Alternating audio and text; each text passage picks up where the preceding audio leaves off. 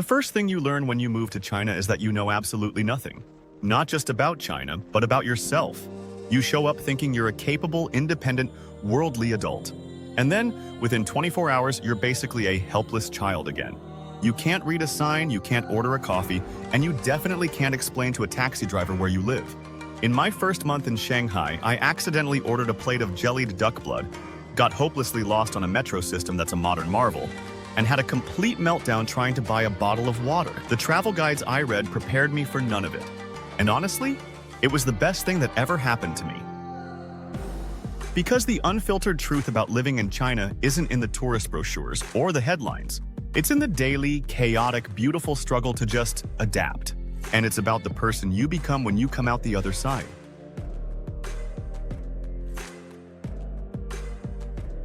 Before China, my life was predictable. You know the routine, a 9-to-5 office job, brunches on the weekend, and a Netflix queue that was always perfectly curated.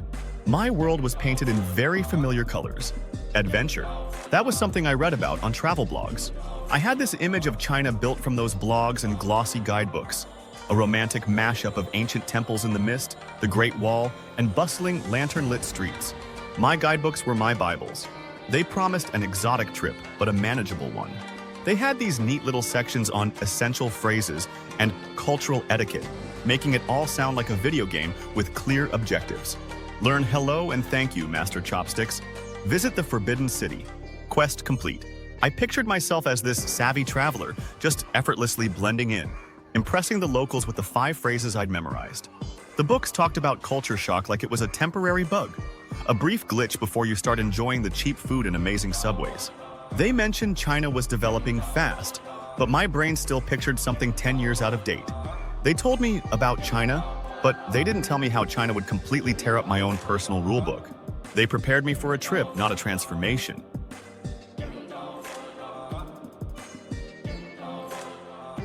So what made me go? It wasn't one big dramatic moment. It was more of a slow burn. I was getting close to a milestone birthday, and my life felt like a movie where I already knew the ending. The plot was set. The character arc was flat. I was just desperate for a plot twist. That twist came as a job offer, a marketing role in Shanghai. It was completely out of the blue, totally terrifying, and absolutely electrifying. My friends and family were a mix of excited and, let's be honest, pretty concerned. They brought up everything they'd ever heard, from the air pollution to the internet censorship. Their idea of China was either a sci-fi dystopia or a country still trying to catch up to the West. But the pull was just too strong. This wasn't just about my career, it was about hitting the reset button on my entire life. It was a chance to throw myself into a world so different from my own that I'd have no choice but to grow. I read more articles, watched more vlogs, and basically convinced myself I was ready. I packed 2 giant suitcases, my well-worn guidebook, and way too much naive optimism. I thought I was ready to cross the threshold. I had no idea that the second I stepped off that plane, my world would be turned completely upside down.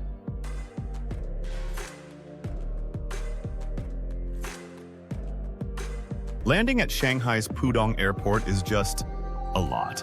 It's a whole universe of polished chrome, silent high-speed trains, and a sea of faces all moving with a purpose you can't begin to understand. The first real wave of culture shock wasn't a ripple, it was a tsunami. It hit me the moment I realized my ability to read, a skill I've had my entire life, was now totally useless. Every sign, every announcement, every menu was a beautiful cascade of characters that meant nothing to me. It's a strange and humbling feeling to be suddenly illiterate. My first task was to get a local SIM card. This turned into my first real-world fight with the language barrier. Pointing got me the SIM, but activating it? That was a whole other battle. Next up was the mandatory 24-hour police registration for foreigners. My guidebook called this a simple formality. The reality was a bureaucratic maze in a government building, with a form entirely in Chinese and an intense game of charades where I tried to act out, "Hello, I am new here, and I live at this address." Thankfully, a kind student waiting in another line took pity on me and used her translation app to save the day.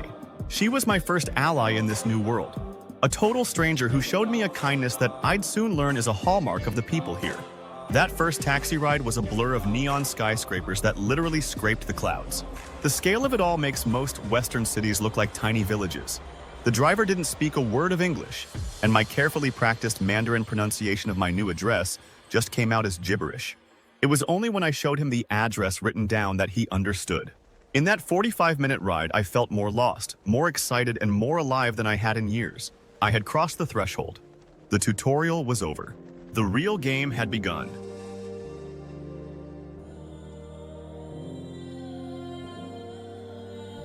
The travel guides all said, "Carry some cash."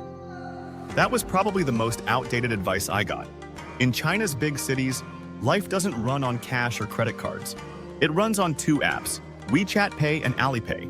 I'm not exaggerating. Life is lived through QR codes.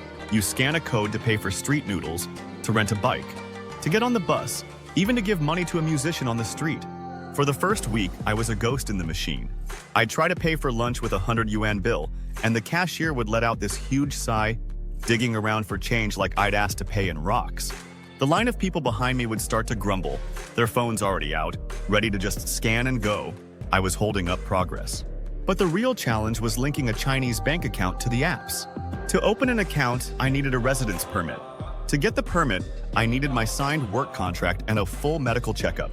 The whole thing took weeks.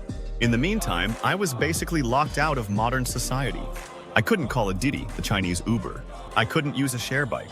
I couldn't get food delivered. I felt like I was watching this incredibly convenient world unfold from behind a pane of glass. My ally was a young colleague named Wang. He saw me struggling every day and, with a patient smile, just took me under his wing. He didn't just tell me what to do.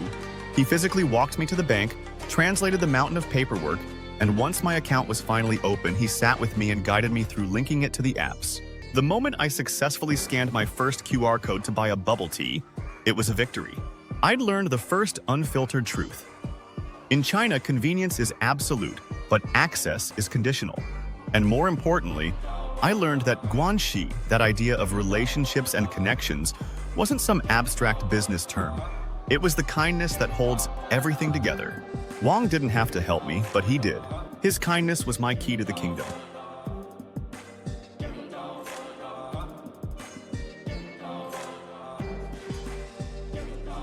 Back home, eating out is simple. You order your food, you eat it, you pay for your part. Easy. In China, a meal is a performance. It's a complex social ballet. My first team dinner was a wild and beautiful spectacle. Nobody asked, "What do you feel like?" Instead, my manager, the host, ordered a never-ending parade of dishes for the whole table.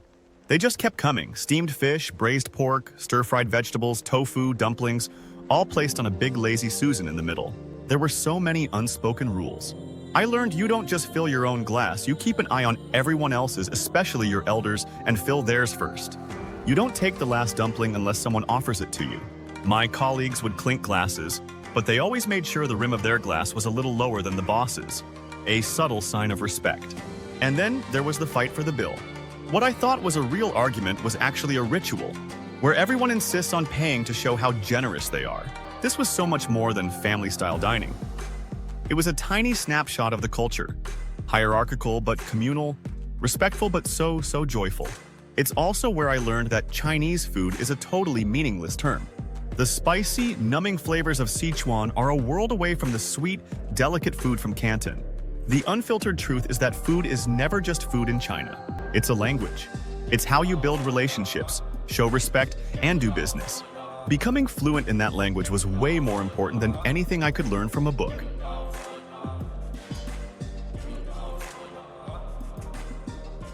This whole journey has just been a series of learning and unlearning.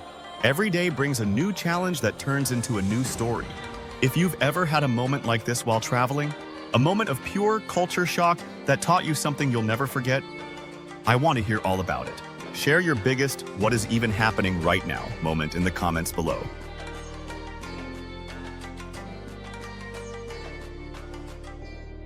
Life in China runs on super apps, mainly WeChat. It's your messaging app, your social media, your wallet, your doctor's office, your bill payment center, all in one. It is, hands down, the most powerful and convenient piece of software I've ever used.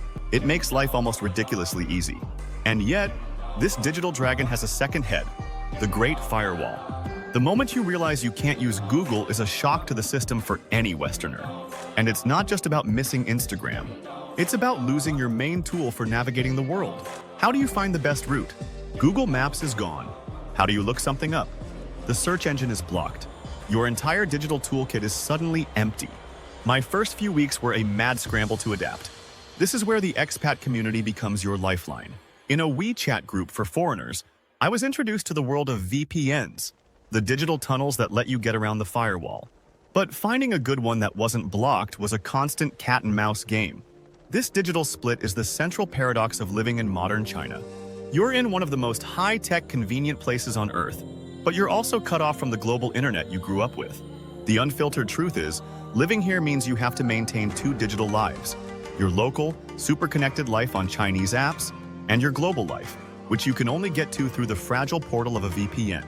It teaches you a strange kind of digital flexibility and a whole new appreciation for the open internet. About 6 months in, I hit a wall hard. It wasn't one big thing, but the slow buildup of tiny frustrations. The novelty of it all had worn off, and the reality of just how isolated I was started to sink in. The language barrier went from being a fun challenge to feeling like a giant, unclimbable mountain. Simple tasks, like mailing a package home, would turn into hour-long ordeals of confusion. I missed being able to just joke with a barista. I missed understanding conversations on the bus. I was surrounded by 24 million people, and I had never felt so lonely. The breaking point came during my visa renewal. It's a stressful process for any foreigner. A nightmare of paperwork and official stamps. A tiny error was found on one of my documents. The official, speaking through a translation app, told me I needed a new, notarized document from my home country. The bureaucratic wall just rose up in front of me, and it felt impossible to scale. I remember sitting on a bench outside the immigration office, the humid Shanghai air feeling heavy, and just feeling completely and utterly defeated. The thought of giving up, of just packing my bags and going home where things made sense, was so tempting. That was my lowest point. But then, sitting there, something shifted. The despair started to fade, and this wave of determination washed over me. I thought about everything I'd already figured out: navigating the subway, ordering food, setting up my digital life, making friends without a shared language. I'd already overcome so much. This was just another puzzle, a bigger one. I took a deep breath, pulled out my phone, and messaged Wong in my expat group. Within an hour, I had a plan. I had advice, the name of a reliable agent, and messages of support. The reward wasn't just getting my visa 2 weeks later. The real reward was what happened in that moment of crisis. I had stared down the desire to quit and chose to keep going. I realized that resilience isn't something you're born with. It's something you build, one frustrating experience at a time. The unfiltered truth I learned is that we don't grow when things are easy. We grow when we're stretched to our breaking point and find out we're stronger than we thought. China had stripped away all my familiar supports, forcing me to build new ones and, most importantly, to trust myself. I had arrived as a tourist in my own life, just following a map.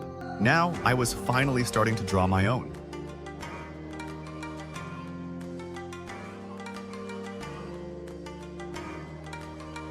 It's funny how the crazy things can start to feel normal. After that turning point, life in China found a new rhythm. The chaos didn't go away, but my relationship to it changed. It became a familiar hum instead of a jarring noise. My new normal was something my old self could never have dreamed of. My mornings started with the sounds of the neighborhood waking up, the sizzle of the breakfast crepes from the street vendor, the cheerful music from the grannies doing Tai Chi in the park. I'd fly through the metro without a second thought, my thumb automatically opening the right app to scan the gate. Ordering coffee was no longer a game of charades. It was a quick exchange in my broken Mandarin with a thank you and a smile that was genuinely returned. I had my favorite little noodle shop where the owner knew my order. I could playfully haggle at the market. I could have a simple, grammatically awful conversation with my neighbors in the elevator. The things that once gave me so much anxiety, the crowds, the language, the payment apps, were now just the texture of my daily life. I even started preferring hot water over cold. Who had I become? This wasn't about conquering China. It was about finding my own little space in it. It was about understanding that there are a million ways to live a life, and different isn't wrong. The unfiltered truth is that real integration isn't about losing yourself.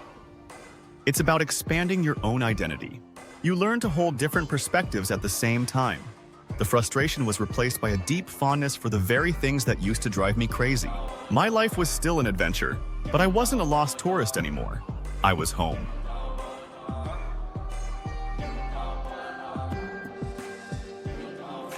Remember that travel guide I started with?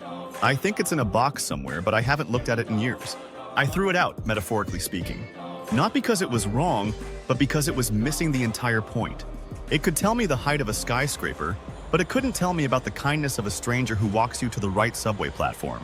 It could list popular dishes, but it couldn't prepare me for the feeling of belonging you get at a loud, happy team dinner.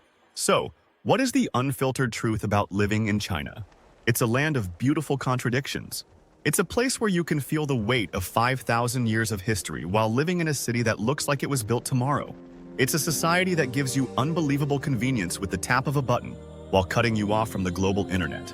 It's a country where people might seem reserved at first, but will show you incredible warmth once you break the ice. But the biggest misconception I had was thinking this journey was about understanding China. In the end, it was about understanding myself. China didn't change who I was, it revealed who I was.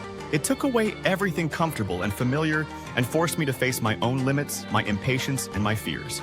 And in doing that, it helped me find a strength and adaptability I never knew I had. That personal growth is the real story here. It's the one no guidebook can ever tell you. Living here isn't always easy, but the rewards, the friendships, the experiences, the total shift in how you see the world are immeasurable. You learn that the world is so much more complex and wonderful than you can ever see from the comfort of home.